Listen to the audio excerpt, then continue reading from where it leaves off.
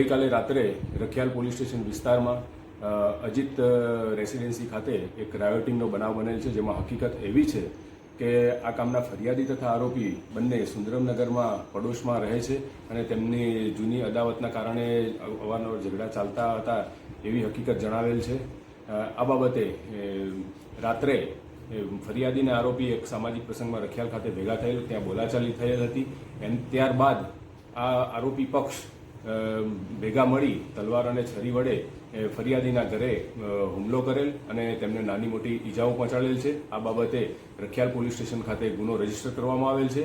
આ કામના તમામ આરોપીઓને રાત્રે તાત્કાલિક ગુનાના કામે એરેસ્ટ કરવામાં આવેલ છે અને કાયદો અને વ્યવસ્થાનો કોઈ પ્રશ્ન નથી, સ્થળ પર શાંતિ છે।